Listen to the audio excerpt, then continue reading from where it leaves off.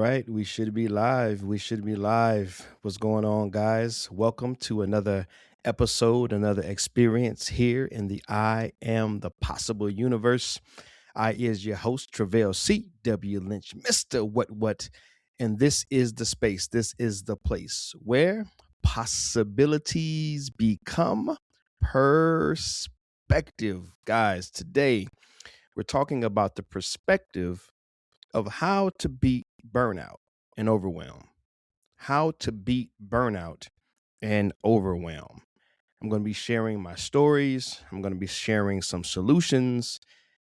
And it's all for the purpose of seeing your success, serving and supporting your success as men, as fathers, as faith leaders, those of us who can certainly be under pressure, who can certainly become overwhelmed, who can certainly experience burnout.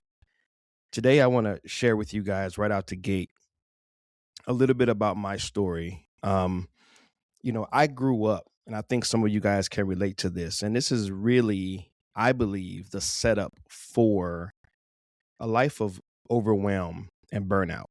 All right. And as I always say, stick with me. We're going somewhere with this. But I grew up being abused physically, sexually, emotionally. I was abused verbally. You know, I say it kind of jokingly, but it's actually no joke. If there was a way for a person to be abused, I believe that I've been abused that way.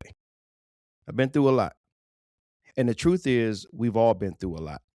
And some of us are still going through a lot. And so, with respect to that, I just wanted to share that, many times when we grow up being abused and misused, we, as a child, we don't know how to really navigate that. And we don't know how to process that. We don't have the language for it at that age. We don't have the cognitive skill sets. We don't have the capacity. We don't know how to process the emotions and the feelings that we are experiencing as a child because a lot has not developed yet. Yet these things are happening to us. And for me, what happened was because I experienced these things as a child, not knowing how to process them, the narrative or the story that I wrote was no one accepts me, no one appreciates me, no one approves of me. All right. And as you get older, if you're anything like me, those things don't get addressed. And so you start to do the best you can do with what you have and the information that you have available.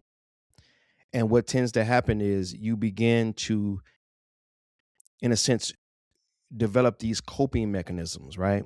Whether it's on your job, in your family, at church, within relationships, you begin to look for and you begin to develop ways to experience the love, the acceptance, the approval, the appreciation that you didn't get as a child. You begin to manipulate. You begin to learn how to, in a sense, cope with what you're experiencing, but also how to, in a sense, get these replacements. And so the way that it tends to play out for many of us is that we overdo it. We go extremely hard. We go extremely long. Periods of time, giving to others, serving others, doing for others, because ultimately what we're looking for is we're looking for the things that we weren't getting as a child. And so let me just give you a personal example, right?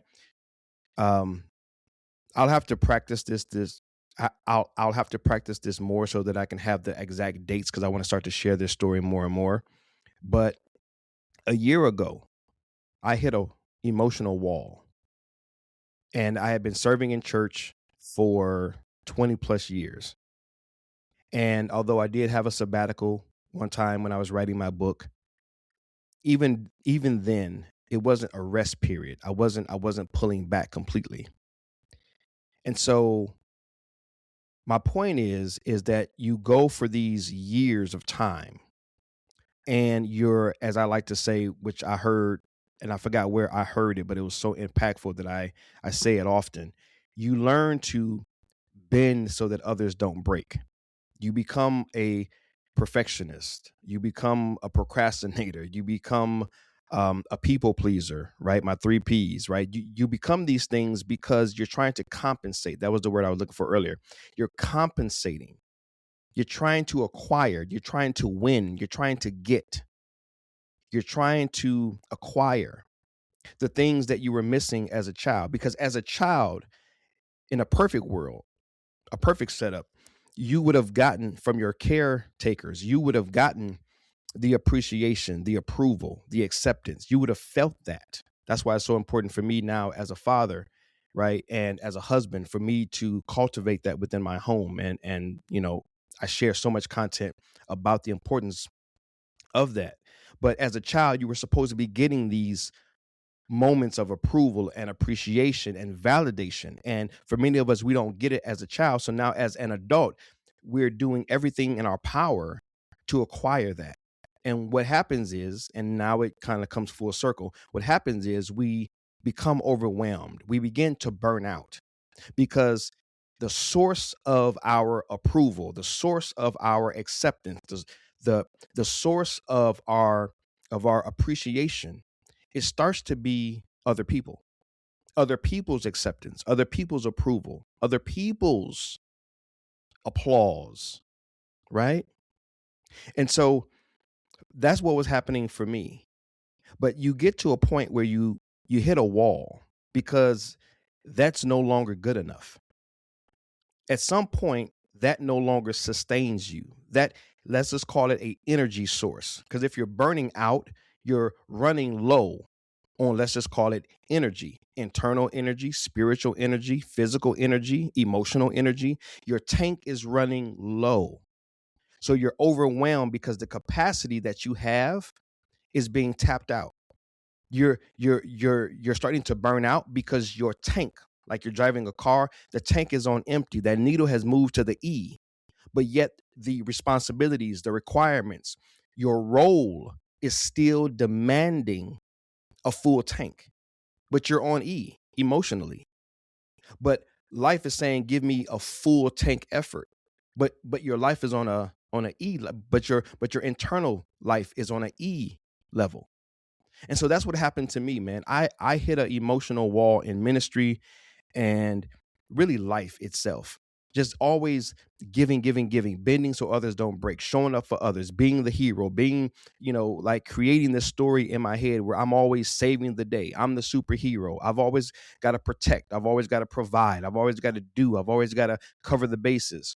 And the truth is, a lot of this was just stemming from that childhood mess that never got addressed. And so as an adult, I was still trying to compensate.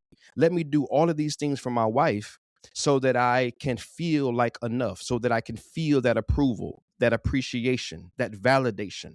Let me do this for the people at church. Let me do this for my pastor. Let me do this for my kids. And I was wearing myself out, not so much from a physical perspective, but when we talk about burnout and we're talking about overwhelm, a lot of it is a internal thing. Hard labor does not really wear us out, especially as men. Physical labor, that rarely taps us out because we can do what we do to a degree. And then we say, okay, well, at this point, I'm done, right? You go home for the day. We're really good at knowing what we can do from a physical perspective. But men, we have, most of us, some of us, if I'm talking to you, because I hate those general terms. I hate being generic and just kind of saying these blanket statements, all men, because it ain't true. You're an individual, so it's not all men. But if I'm talking to you, if you're anything like me, if you're wired like me, if your background is like me, you're so thirsty for the approval and the appreciation and the acceptance that you'll do almost anything, not knowing that it is wearing you out and you are on a collision course with what I call the wall, hitting the wall, man. And I hit the wall and I just couldn't do anymore. And I had to get a therapist and I had to get into therapy and I had to get over the stigmas and the dogma and the foolishness around therapy and the foolishness around getting advice as a black man. That's nonsense. White man, black man, purple man, we all need somebody. And I should have known it because I had a mindset coach for years. I should have known that no matter what area of life, right? Because I got people in my life for my finances. I got people in my life for my spiritual stuff. I got people in my life for this and for that. But I didn't have anyone in my life from a emotional perspective, a professional emotional perspective. And that's what I needed. And so what I learned was this is not a sustainable source. People are not a sustainable source to keep you from burning out. In fact, they will become the very reason that you burn out. Because if you're anything like me, you don't know how to say no. No is like a curse word. No is like it's like condemnation, right?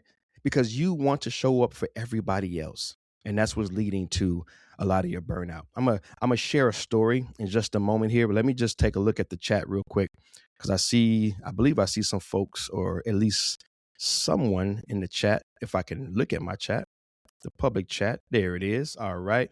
It says, so true. Boom. That's good. Sad eyes emojis. I feel you.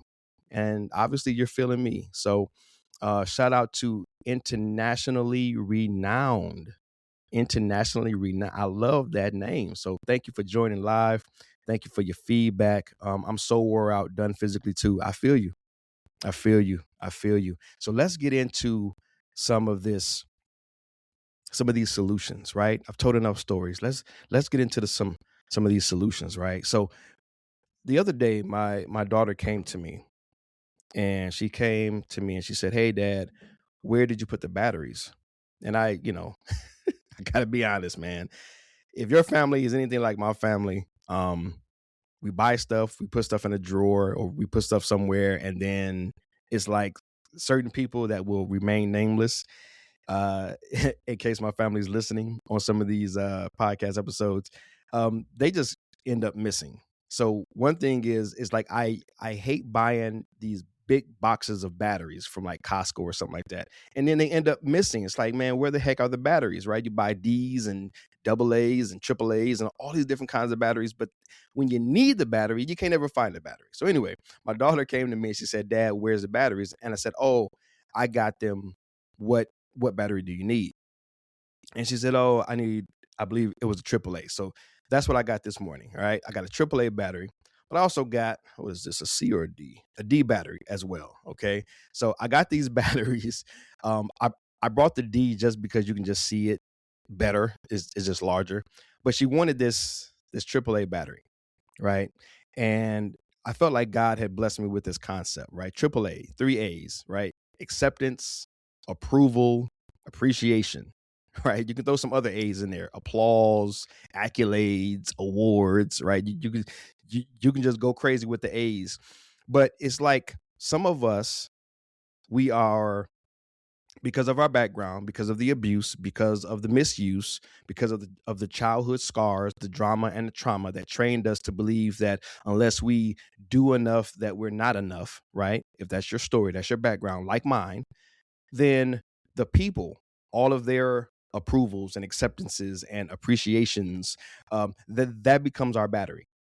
And the only reason that my daughter came to me and she said, "Hey, Dad, do you have another battery?" The only reason that she did that was because the battery that she previously had, it died. It ran out. It's not a sustainable source of energy. And so this battery represents people and their approval and their appreciation and their applauses. It's not a sustainable source of energy. It will run dry. It will leave you empty, and you will have to go and get another battery. And that's what it plays out in life. It doesn't sustain us. So we burn out. The battery dies. And now we have to go get more. And we have to pay the price of getting more, acquiring more, whatever that looks like. Let that lean on you. Let that speak to you. Whatever the price that you're paying, your price to acquire more of people's appreciation, applause, and approval, whatever that looks like for you, whatever you're doing, however you're compromising to get more of that, because I know that game, that's what's wearing you out. That's what's burning you out for this context. Now, obviously, there's a million different things that can burn you out. all I can do is share my story and share the things that God gives me to share. But for me, that's what was wearing me out. And that's where my battery was running dry. So she only came to me because the battery that she previously had ran dry. So for this context, we're saying that the battery, the people, they're not a sustainable source. So what is a sustainable source? I want to share something with you guys that I do on a consistent basis. I've been doing it for years, but I've not done it this way, except for like the last year. A meditative practice, a meditative practice. And as simple as, don't let that spook you out, don't let that scare you. It can be as simple as a morning walk. Earlier today, I posted on social media the benefits of a morning walk. I do what I call walk and talks. I do them with God, I do them with myself, and I do them with other brothers in the church. Walk and talks, and just other brothers in life. We just get out on a trail and we walk, man. The benefits of walking, this meditative movement of getting, as I like to say, get to God before the world gets to you. Get to you before the world gets to you. Get into this meditative movement, this flow where you can be reminded of who you are, what you are, why you are, where you can be reminded of the goodness that you are, that the goodness that you have. Where, and this is where I want to make it super, super simple and relevant. When you take these morning walks, if that's what you choose to do, you can get into yoga, you can get into just traditional meditation, you can call it prayer, whatever you want to, do. But I know that I'm speaking to men who are of faith and faith leaders and things such as that. So maybe you are all already praying, and sometimes that concept of prayer, that routine of prayer, maybe you're reading your Bible and then you're trying to like pray a scripture. Maybe that way of doing it just isn't doing it. And what I discovered was when I get out into nature, when I get out into outside and I move my body, not at a fast pace, a hard pace, but just to get out and just move my body, to stretch, right? To pray in a way that's saying I'm aware and I'm open to, I'm available to my awareness being expanded, increased to the truth concerning me, to the truth concerning me.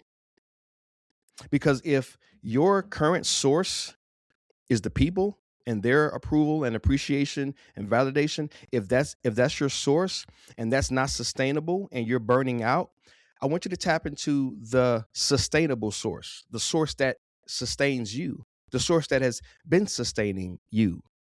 God blew the breath of life into you and we became a living being. We were already in form, but the breath of life gave us movement, gave us animation. We've been being sustained by the source, but sometimes we don't look at the source as the source of our daily energy, of our daily inspiration and motivation. It's really like a tweaking of your perspective on who God is and what God is doing in and through you. But it takes this meditative movement. It takes this morning time where the sounds of life are silent. When I get out there in the morning, 4 in the morning, 5 in the morning, the only thing I'm listening to is crickets. Maybe some birds chirping here or there. Maybe an owl up in the tree hooting and carrying on. But for the most part, I can hear my footsteps and I can hear the voice of God. I can hear that inner voice, that inner dialogue that I'm allowing, that I'm availing to God to say, God, there are some things that I think about myself or feel about myself that may not be true, that may not be accurate. And I'm leaning to other people that are not a sustainable source for the inspiration, for the motivation, for just the energy levels that I need to go about my day. And it's through that time that I've learned that there are revelations that come, insights that come, magical ideas that just drop into your heart when you avail yourself, when you make yourself available in this way. You're not going into this time with an agenda. You're not trying to prove nothing to God. You're not trying to win God's approval, win God's love, because that's what you're doing on the outside of that moment. right? That's what's wearing you out. You're trying to get the approval of your spouse, of your children, of your boss at work, of your pastor and leaders at church, those in your community. You're trying to get their approval. You're trying to do something in order to elicit their applause and their acceptance of you. And that's what's wearing you out. Remember, the wear out, the overwhelm is here. The burnout is here. And let me say this also in closing. The other thing that wears us out are the meanings that we give things. So many times, man, there are situations that are happening in our lives, and we unknowingly assign them a meaning out of the old process, out of the old patterns, that childhood stuff, because it looks like what it looked like when we were a child. My therapist helped me out a lot with this. I grew up being bullied a lot, and my therapist had to check me so many times to say, Travell, you are assigning this situation in your life the context of being bullied. But you're not being bullied. You're a 49-year-old man.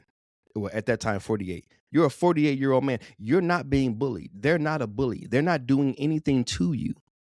You're imagining that they are, because the only frame of reference that you have is that childhood when you were bullied, when you couldn't defend yourself. But you can defend yourself now. And in fact, you don't even have to defend yourself. There's nothing to defend. You can say no. You cannot do that. And nothing's going to happen.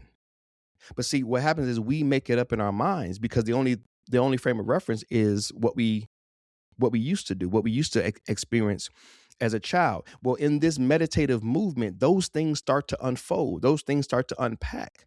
You're making space for you to see things differently. That's why I say your change, not my change. My change, I'm working on my change. Your change is possible. You have to believe that your change is possible. And a part of your change being possible, the change of not being overwhelmed, not being burnt out, it's possible because you have the autonomy, you have the self-governance of being able to set your alarm a little earlier in the morning and getting up and getting out, just like Jesus did. If you want to go Bible, just like Jesus did, right? My favorite passage, Mark 1:35. Right? Getting up early in the morning, right? While it was still dark, leaving the house, going to a solitary place where he prayed. Simon and his companions went to look for him, and when they found him, they exclaimed, "Everyone is looking for you." Jesus says, "Let us go into the nearby towns and villages where I can preach there also, for this is the reason I have come." Man, oh man, that scripture has inspired me over the years, because it showed me the priority of prayer. It showed me the priority of getting up early and getting to the Father, getting to God before the rest of this world gets to you, and then being able to be on purpose. So guys, that meditative movement, it opens up so much. It creates a space for you to begin to see things differently, see yourself differently, see God differently, see your spouse differently, see your kids differently, see the situation differently. So I want you to begin to meditate in that. I want you to begin to practice that. Put that to practice. Get up 5 minutes earlier, 10 minutes earlier, 15 minutes earlier, whatever that looks like for you. Don't got to be a lot, but just get up earlier and get to that meditative movement, that space. You got a home treadmill, do that. You got a home gym, do that. Or just go outside and walk up and down your block. You ain't got to go far. But you're getting to yourself. You're getting to your inner life, where life is lived before everyone else wakes up and gets to demanding something of you. No one's asking you to do anything, demanding something of you, requiring something of you, expecting something of you. And then you can also learn in this time to not do that to yourself, because a lot of this stuff is self-inflicted. We learn that the world is demanding certain things of us, and then we adopt that mess, and then we started demanding things of ourselves, and that really wears you out. So that's how I hit that wall a year ago. I had so much demand that I was placing on myself. I even talk about that in my book, What is Enough, right? Shameful plug. My book, What is Enough. If I had it sitting on the desk or something, I show it to you. But if you've not gotten my book, What is Enough, right? That's the question, but that's also the answer. What you are is enough. You just have to discover that that you are enough. You have to discover what you are, but then also discover that what you are, that's enough. But it's a revelation. It's a work. And that revelation and that work happens in this morning meditative movement. So I just wanted to share that with you guys. Hope and pray, man, that it has added some value, giving you some things to think about. As always, guys, reach out to me. I am thepossible.com. I am thepossible.com. If you're interested in more, you got questions, you're interested in one-on-one coaching with me. If you are a faith-informed organization and you're looking for a speaker, you're looking for someone to come in to do some coaching or some training for your leaders, I'm available, right? I am thepossible.com. Reach out, hit me up. Let's get on a call. Let's see how I can show up, serve, and support your success and the success of your organization as a whole. All right. That's it for today, man. Love you guys, praying for you guys, believing in you guys. Until next time, remember, your change is possible. Thanks for watching. Remember to subscribe, like, comment, and share. For more information, visit me at IamThePossible.com.